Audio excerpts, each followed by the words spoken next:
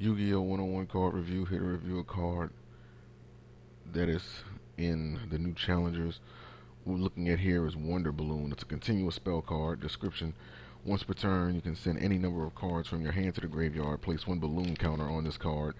For each card sent to the graveyard by this effect, all monsters your opponent controls lose a 300 attack for each balloon counter on this card. I'm thinking of cards like Chronomaly Maku Piku. I think that would work with this, but I think it only works if the attack of the monster is originally is higher than its original attack with Maku Piku. So I'm not too sure. So don't quote me on that one. But cards like Ragna Zero, number 103, Ragna Zero, can destroy one monster on a field that has an attack different from its original attack, and then you get draw power from it. So this is a good card when using that. Um, it can be. I had read a card before. I think it was named after a video game or something. Oh, um, it was a monster called Watchdog that could search out continuous spell cards, and you can search it out with this. So those are some ideas right there. But yeah, pretty much any deck that thrives or that can activate effects or remove monsters from your opponent's side of the field while giving you all these other advantages, this card would actually work well in that. Now,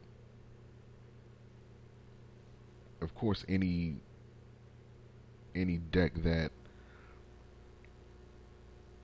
thrives on monsters from being sent to the graveyard, you know, this would work good in. Now, this is different from being sent to the graveyard by card effect, like with the Dark Worlds. I don't think this will work in Dark Worlds because it's cost to activate this card's effect to put a balloon counter on it. So that wouldn't. I mean, it'll get them in the graveyard, but it won't discard them by a card effect. It would do it by cost, so their effects won't activate. So yeah, this wouldn't work in Dark Worlds. Um, but it'll work for cards like Dandelion. Just anything that can be discarded and